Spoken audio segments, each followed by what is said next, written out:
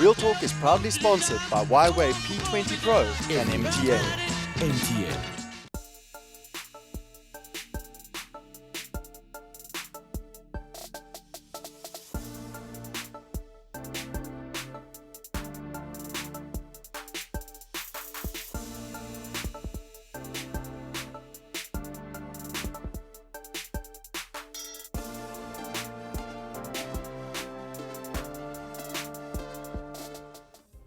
Good evening and a happy July to you. Welcome to Real Talk on SABC 3, where the stage is yours. I'm your host, Azania Mosaka.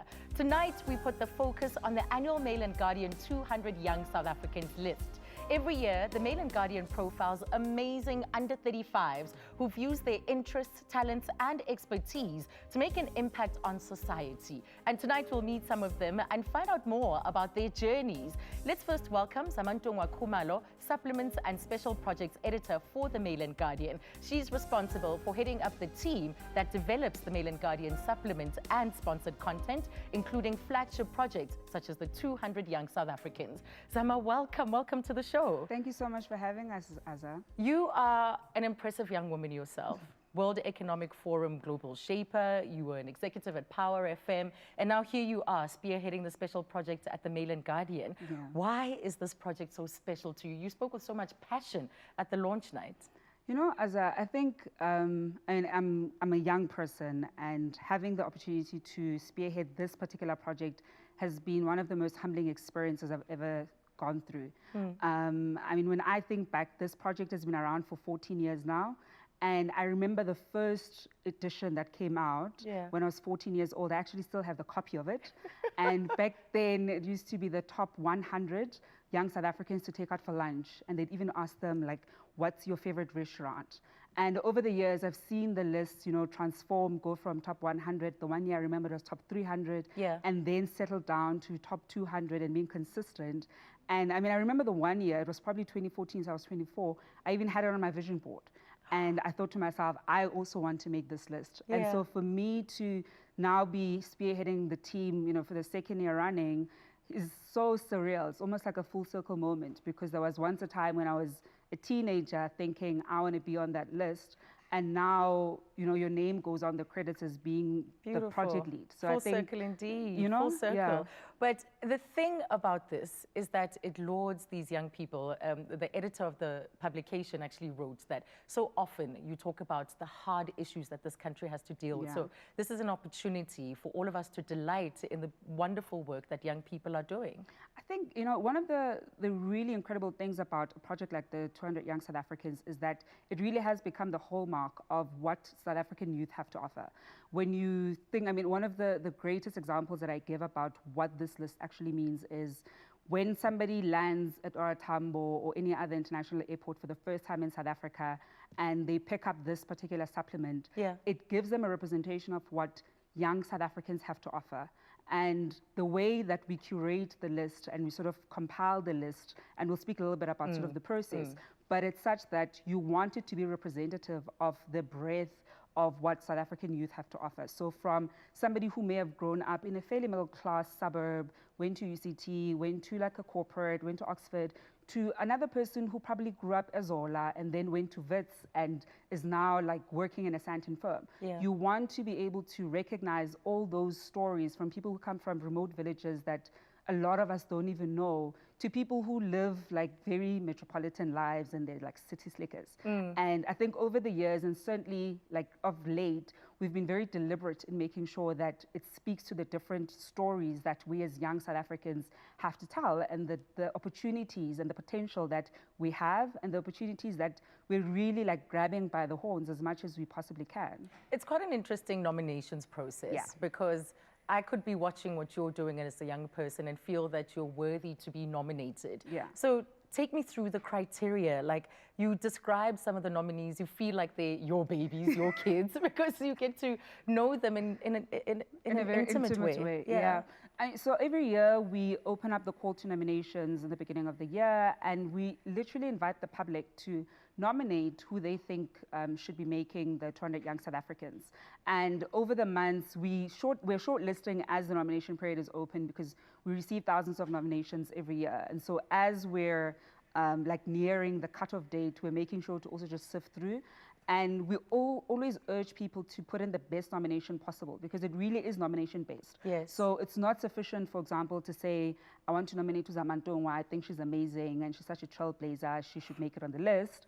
And as much as I'm amazing sure and a you get trailblazer, but you need to be able to say, I think Uzamantungwa is adding value in, in the media industry in this way. She's a global shaper, she does these things, she's with heads of states and that sort of stuff. And this is impactful because she does X, Y, Z. Yeah. So you really need to speak to the character of the person as well as the nature of the work that they're doing. And when we sit down as a team and we go through the different nominations, we're also careful to get the different stories. Because I think one of the things, because I said, like, I've been collecting this list since it started, was there was certainly a time when it probably became a very metropolitan list. So you'd find a lot of Cape Town, Joburg, Durban people, majority would make the list. And we said, we reflected on that. We said, we're not just the Cape Town, Joburg, Durban young people. They are young people in remote villages and remote towns from Ekurhuleni to Louis-Trichardt who are doing phenomenal. Yes. And they too deserve recognition. Yeah. And how do we make sure that we also get those stories of people who could be doing something that us Joburgers might think is like relatively small, but when you contextualize it to a Louis-Trichardt or a Zanin, the impact is massive. Yes. And so I think certainly in the past 2 years, we've been very deliberate in making sure that we also get those stories that you wouldn't ordinarily hear about or even see on social media, because some of them don't even use social media as much as we do. Yes. And for us, that's very important. It's knowing that not everybody is on Twitter and tweeting everything that they're doing, and not everybody should be. We're having an impact in our communities without having to put it on blast all the time. Let's talk about the trends that you've observed over the years. What kind of insights can we draw from what's emerged out of this list? I mean, I think one of the really incredible things is certainly people firstly regard this list as the list to make it into. I mean, I've already seen this year's finalists change their Twitter profiles, like LinkedIn profiles and Instagram, and put it up that they've made it on the list. People put it on their CVs, and when somebody hears that, this person is a 200 young South African, they know that, I need to like stand up and like listen to what they're saying.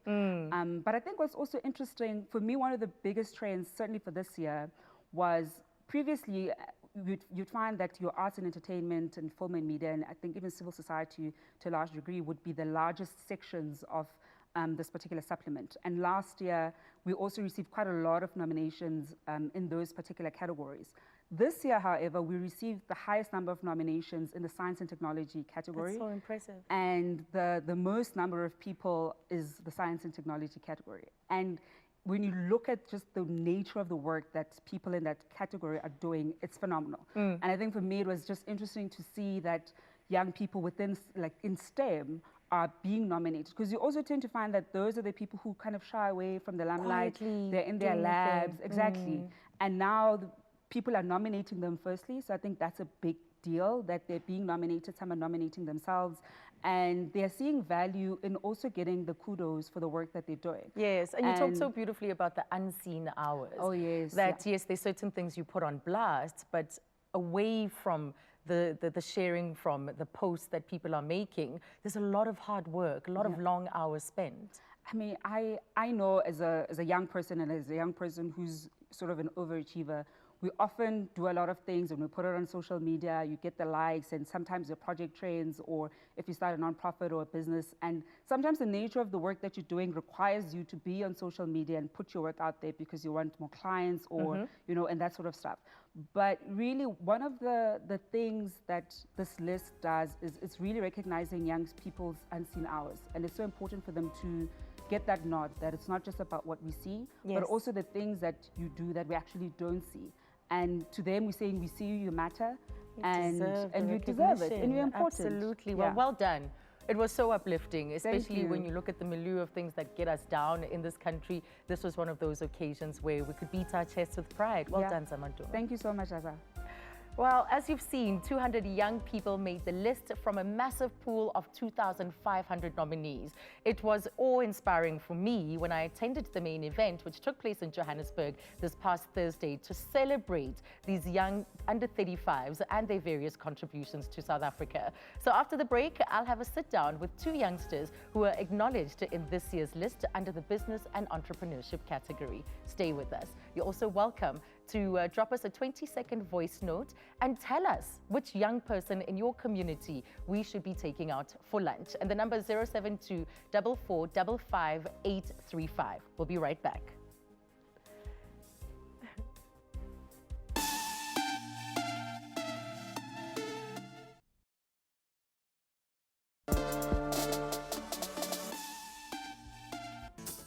Welcome back to Real Talk here on SABC3.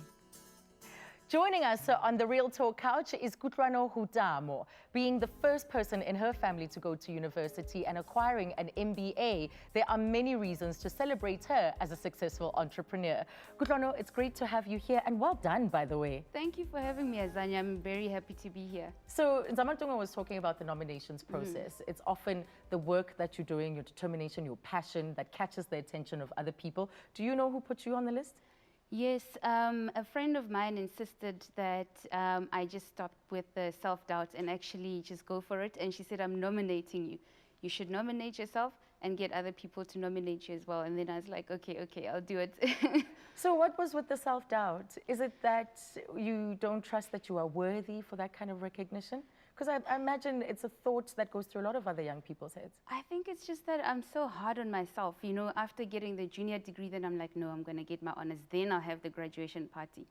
Then I went and started working at a law firm. Then I had to, from science, transition to law and study law. I was like, okay, after this.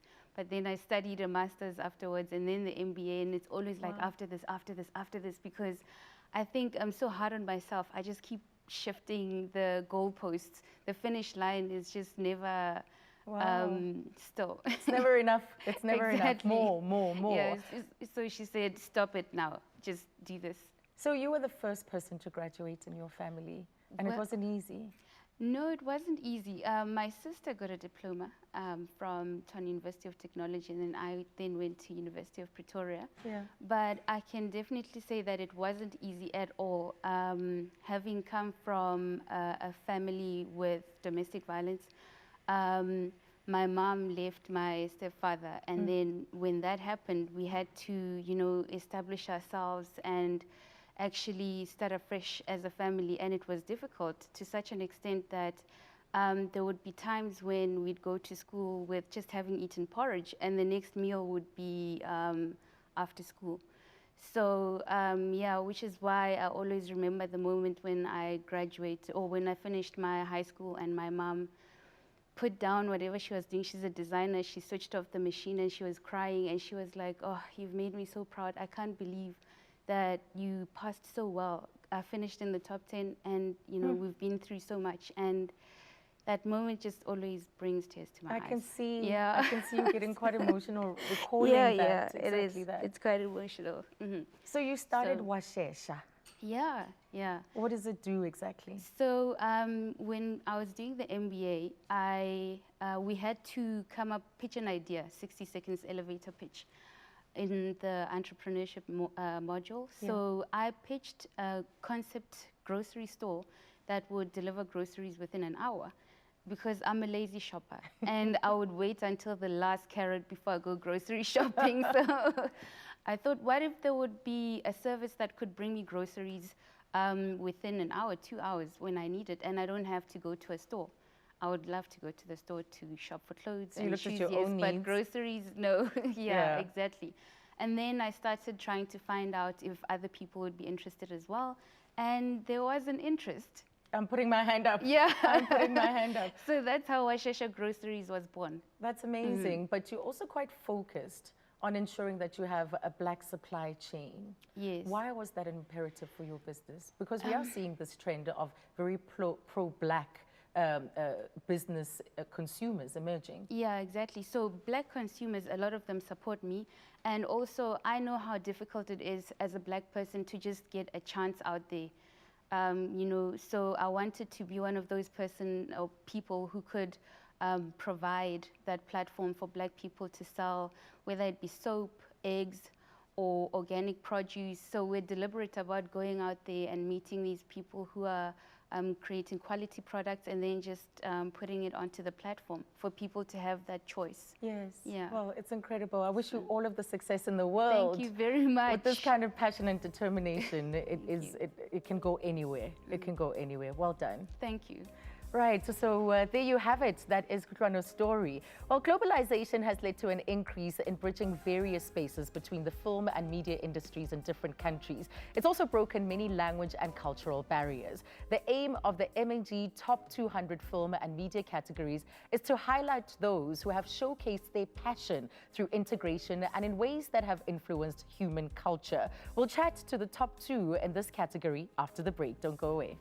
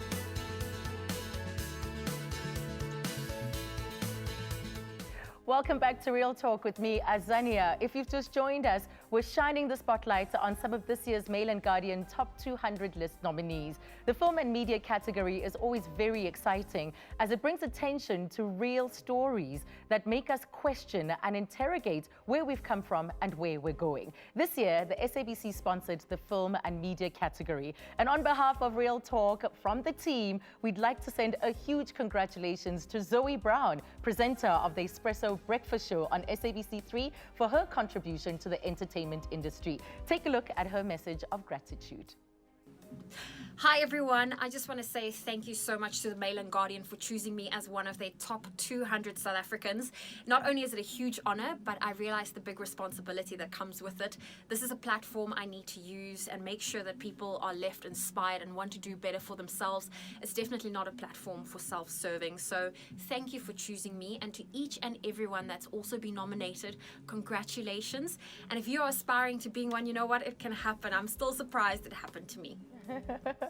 Well, filmmaker Zandile Tisane has used her lens to examine life through the Black female point of view, while Zweletu Khadebe finished top of his class in his film studies. They're both incredibly passionate about storytelling. Let's meet them. Welcome to both of you and congratulations. Thank you. I was in the room. It was thrilling. The excitement was so palpable with all these young people applauding each other. But let's talk about film. Now, Zandile, you did your story, Heroes, and it made us sit in our discomfort for a bit.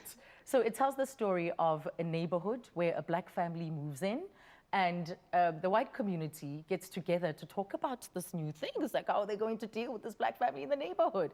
So that was life, or rather art imitating life, your own story. Yeah, it was largely based on my family's experience moving into suburbia. But I kind of chose not to tell the story from their perspective, but to kind of step out of, you know, that's my comfort zone, I suppose, and look at it from the outside perspective, look at it from the perspective of the white community waiting on this family to come in.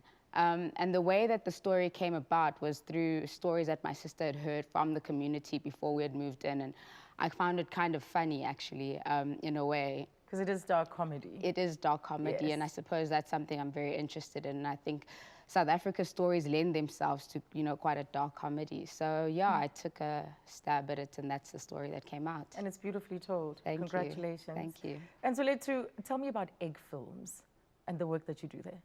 So I work at Egg Films as a commercials director. I've been with them for just over a year now, and I do television commercials. So I work in a space where your job is different all the time because you work on different commercials, of course. So the content always changes because it's different clients, it's different scripts, it's different Yes. agencies. So it's very different, and you know, different personalities that you deal with every day. So it's what I do is I tell stories in a very short space of time. Absolutely, lots of pressure. That I hope that I can inject the human condition into, Right. you know, in either making people laugh or cry or. So I want your perspectives on the film and television industry, because the government often talks about fast-tracking transformation, and you've both been on set. What are you met with? What are you met with when you're on set? I think, you know, when you go into a set, especially in a commercial space, it is very different. You know, we've got, even though I always call them close cousins, the film, television, and film industry, although they are very different. In terms of when you speak about transformation, you know, transformation is not necessarily in the place where it should be, I believe. And I think there's still some time and some way that we still need to move towards in being able to fully represent the country. Right. And I think, you know, being in that space, you know, I'm talking from experience, being in a space, in an environment that doesn't necessarily reflect my own people completely. However, you know, it's to be able to be in that position and be able to be the change that you want to see. Yeah. And Zandi, do you feel the pressure to tell particular narratives, or do you feel that there is scope, that the space has opened up for you to tell different stories, particularly from a Black woman's perspective? I think there is an expectation of the kind of story you should tell, or there is an expected narrative from a Black female, especially now. Yeah. And I think that, if anything, and it's kind of why I situate, or I wrote here as the way that I wrote it, is that I kind of wanted to say from the onset that I can write from any perspective. I can write any story I want to. And of course, just me being there for me is enough to be representative of Black females in the film industry. And I don't want to limit myself. And so if I want to write about, you know, Chinese people in space, I want to be able to occupy that space and do it, if that's and because it's coming from a Black woman, that element of it will never be lost. You know, I'm not insecure about my identity or having to put that first. It comes with me everywhere I go. There's nowhere where I can go. There's no story I can tell where that gets left behind. So I think I kind of have to use your creative license to kind of free yourself from that burden and kind of go to wherever you want to. And we are sitting at an interesting crossroads, aren't we? Because we have so much to work with. We have so much to document, so many different stories to tell.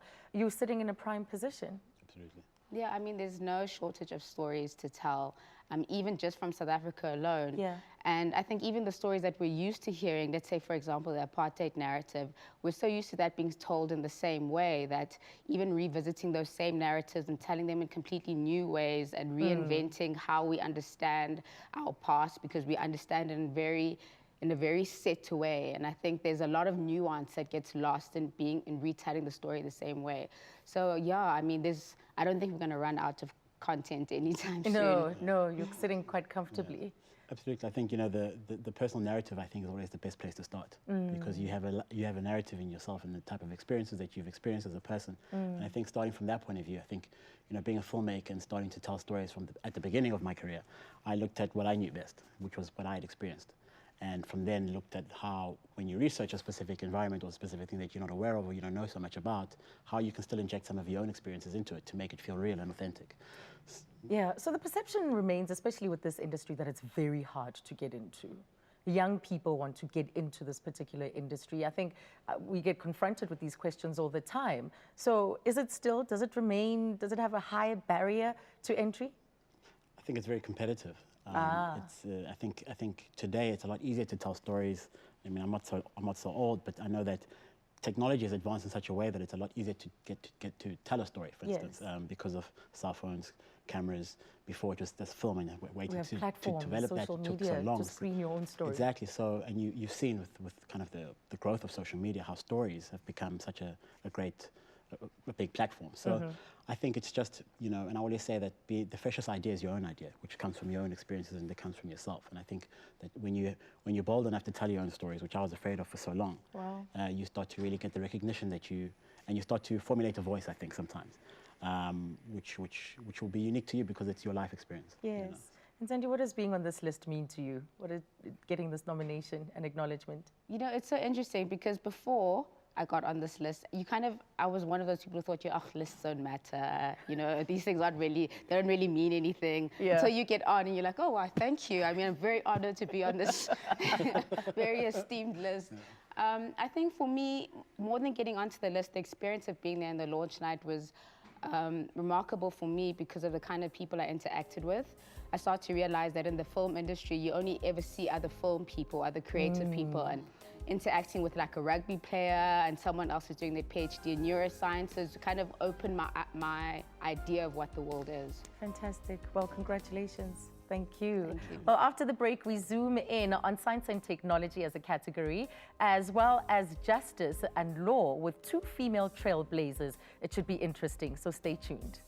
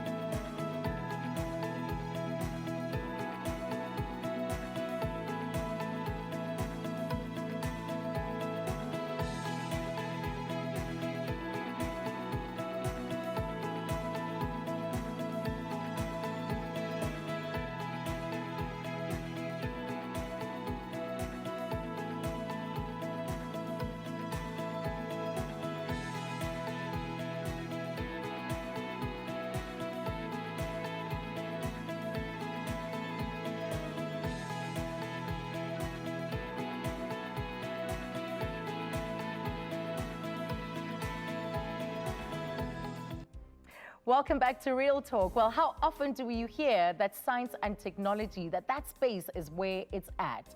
Well, that's the solution, many say, to life's conundrum that they lie in the sector. Lungile Hlachwayo is another top young South African, according to the Mail and Guardian. She's the first African in General Electric Transport to be in the Thomas Edison Development Program. An opportunity that didn't come easy at all. We'll find out what it's all about in a moment. Another phenomenal woman making her mark is Sasha Stevenson, who is on the Mail and Guardian's list under the very important justice and law category. As a human rights lawyer, she chose to live for something much bigger than just herself. Ladies, welcome to both of you. Thank you for having us. And well done for getting this accolade. Thank you so much. You know, I was talking about the sciences earlier on, but Lungile, you've been reading and loving information from a very young age, from about 6 years old. Yes. How was this curiosity cultivated and nurtured over the years? I think, for one, my family just let me go rogue. Rogue in a sense that they really didn't understand me. They didn't understand my dreams, but whenever I wanted a newspaper, they gave me money to go buy one. And I'd come back and be like, what's rape? And then they'll be like, oh my word, we have to figure that out. So I think they, more than anything, supported any of my dreams. If I came back and said I need to go to a school camp for debating, they had no idea what that is, but they'd be like, okay, we'll sign the consent forms. Oh, that support. So that support everything. system was just absolutely everything. To the first time I left the country, and when I did make it to the Edison program, and I said to them, guess what, I'm going to live in India for 18 months. They were like, you're crazy, but go. Does that make you happy? It makes me absolutely happy. So they're like, just go do it. I love the beauty of that, because so often we tell girls that certain things aren't for them. Yes. And this wasn't the case at all. At all. I think even when I did want to pursue engineering, I came back home and I said, the first time I actually understood what engineering was, I was in Australia and I was in Monash, and I was just like, these people do cool things. They do cool stuff. They solve problems. I can explain why I'm not falling from my chair. This is so cool. And I came back the next year doing my grade 12 here, and I started being curious on where I wanted to go. And even when I chose UCT and I told them I wanted to do mechanical engineering, my grandmother still calls it chemical / mechanical / engineer. And it flies. And I think I never had that boundary. Yeah. You know, I always had a very solid support system that supported my dreams to this day, and whenever something happens, they're happy for me. Yes, So, I think there's a lot we can learn from that, Yeah. even traveling to Australia as a Yes. grade 12, grade 11 Yes. student, and that worldview, getting that Yes. worldview, getting yourself out of South Yeah. Africa and your community. Yeah, so that was pretty much a big deal for me. For one is, so when I went into that school, because it's done, I went to Litsipho Girls High School, and that's where they do this exchange program. Literally, I came back that day and I said, in grade 11, you have an opportunity to go to Australia, and I'm going. And my mom said, how will you do that? Like, what will you do? And I said, I'll work super, super hard and do everything that the school has. Like, I'll do netball, I'll suck, but I'll still do it. I will go to debating competitions. I'll just do everything in my power to make sure that I'm recognized and I get to be chosen. And when I came back, attitude. I love the doer's attitude. But Sasha, let me come to you, because I remember seeing your name doing interviews with you on the radio. You were involved in the Life Esidimeni inquiry that was held by former retired Deputy Chief Justice Dikgang Moseneke. What did that do to you personally and professionally as you reflect on that tragic case? It was a long and very difficult case. We were involved for 2 years, from trying to stop the tragedy, working with families and other organizations to convince the government that what they were planning to do, given their lack of plans, given their lack of budgets, was going to lead to tragedy. And then once it did, working again with families and partner organizations to limit what was going on, limit the suffering. And then working on the arbitration, and where we represented 63 of the bereaved families. It was such a difficult case, but such an important one, because it really shone a light on the plight of particularly vulnerable people and what happens when those in power feel like nobody's watching. It probably was quite rewarding for you, considering that this is the direction you've chosen, that human rights is really where you want to remain. Absolutely. I mean, I think human rights law and working within civil society is both difficult and rewarding. It's great when you find something that you really value, and when your work can feel valuable to you and hopefully to other people, and can assist other people in the realization of their rights. Yeah. You also had a stint working at the Constitutional Court.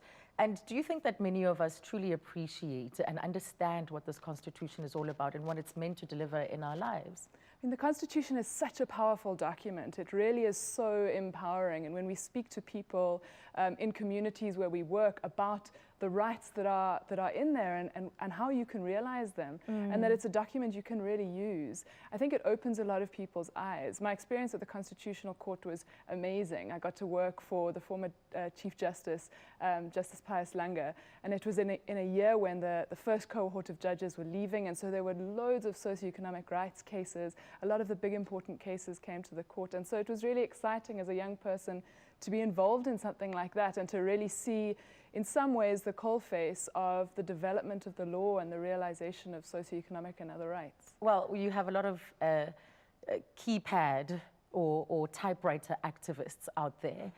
For your generation, why do you feel that activism is important?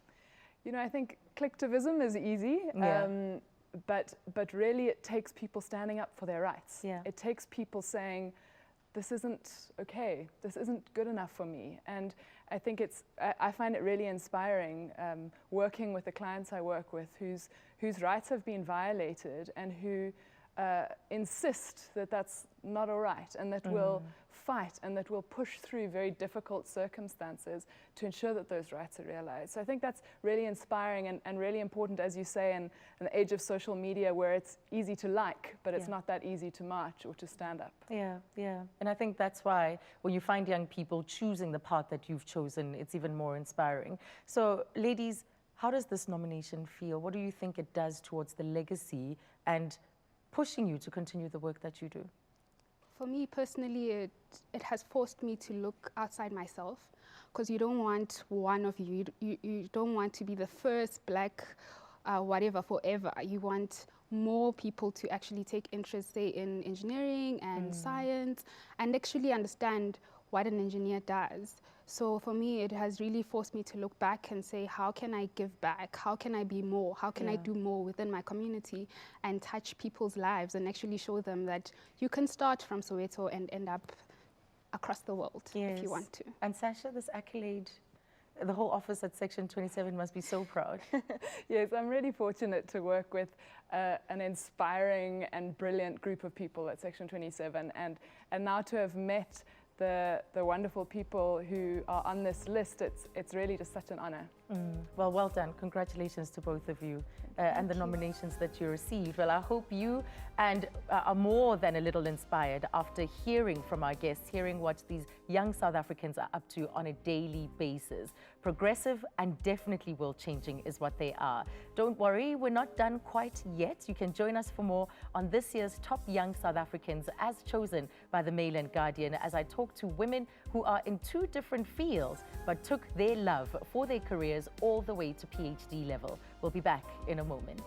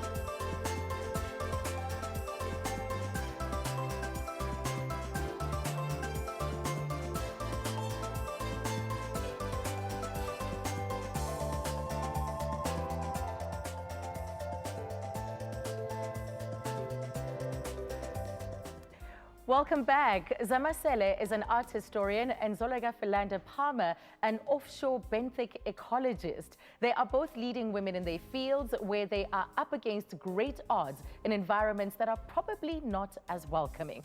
Congratulations to both of them for making it onto this list. Welcome, ladies. Thank you.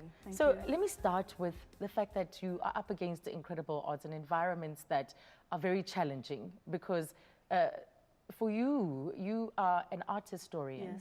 Yes.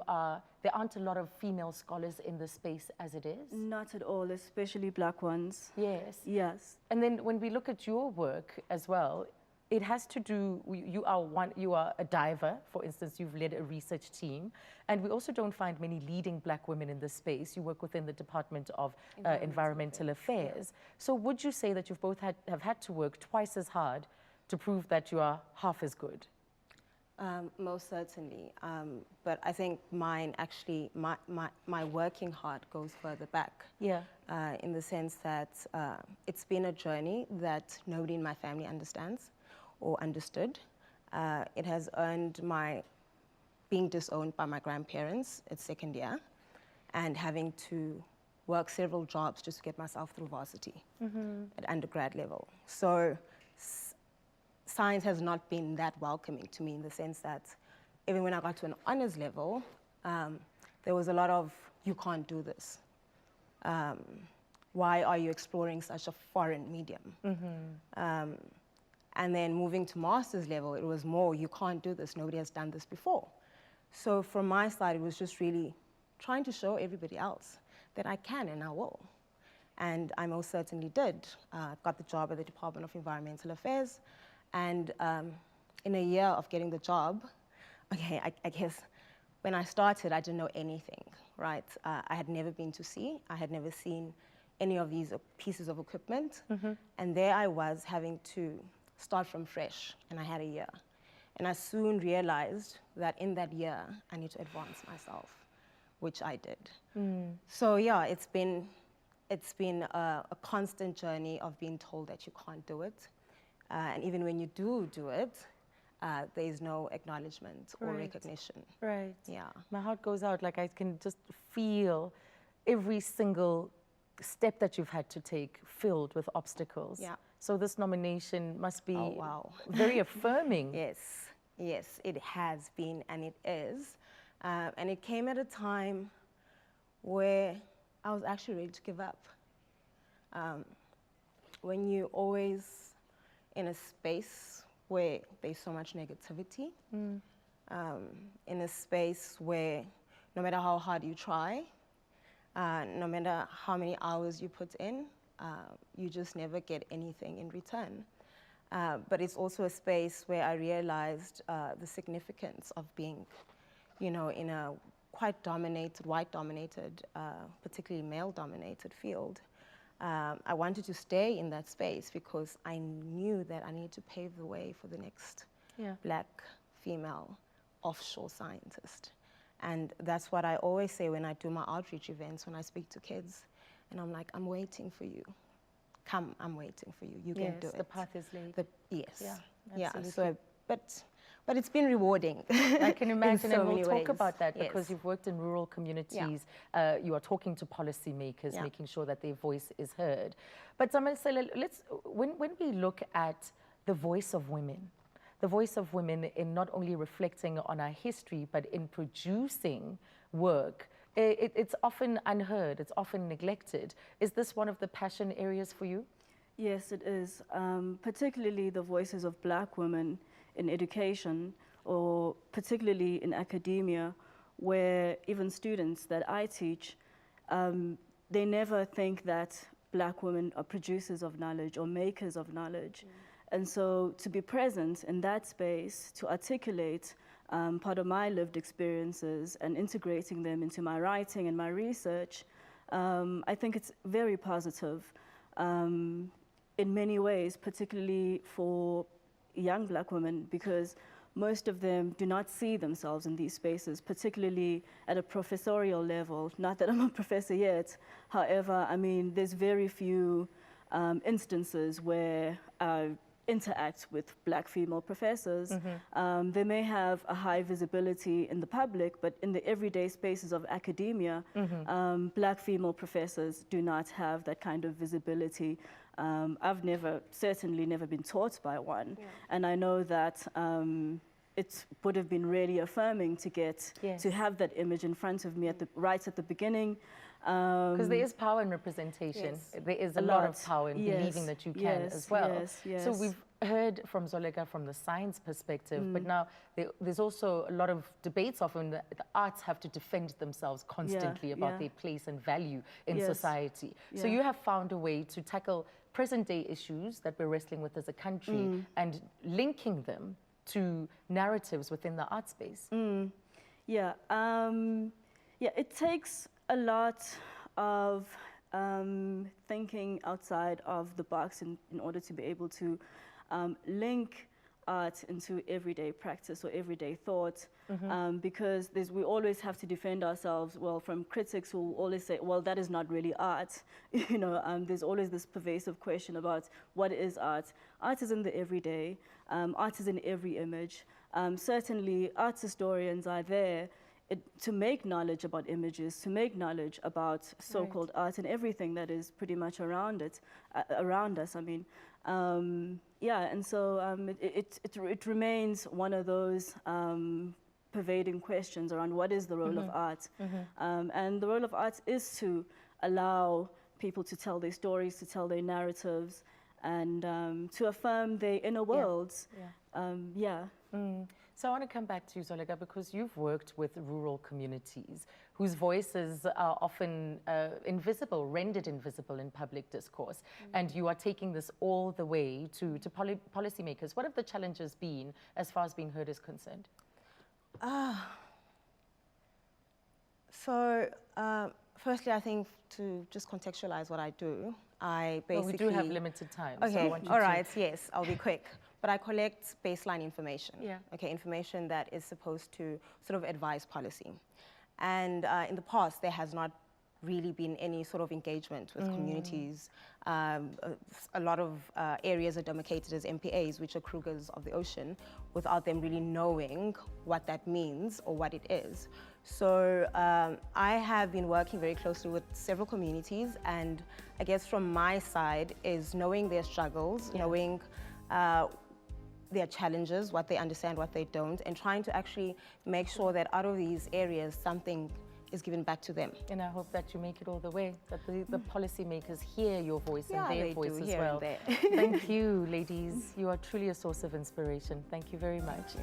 Well, 4 decades after young people took to the streets of Soweto and other parts of South Africa to fight against an unjust education system, more than 2 decades after democracy, what prospects do young people have? Well, it is clear that even with all of this happening in this country of ours, that there has been a rich crop of talent and skill that is laying a fertile and rich future for South Africa. Congratulations to all the top 200 young South Africans as acknowledged by the Mail and Guardian, and may we all continue to support and make noise about every single young person we come across who is making a valuable difference. From me, Azania Mosaka, and the rest of the Real Talk team, we'll see you again tomorrow at 6 p.m. Good night.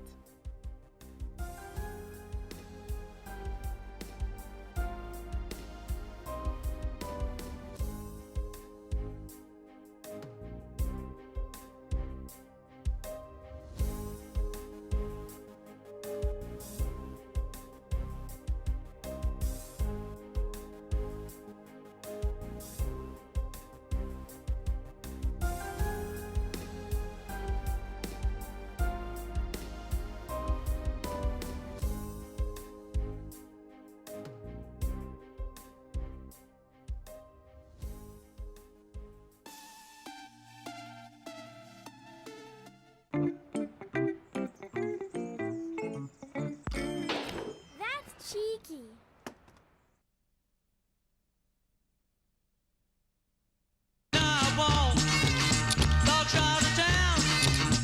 Real Talk is proudly sponsored by Y-Wave P20 Pro and MTN.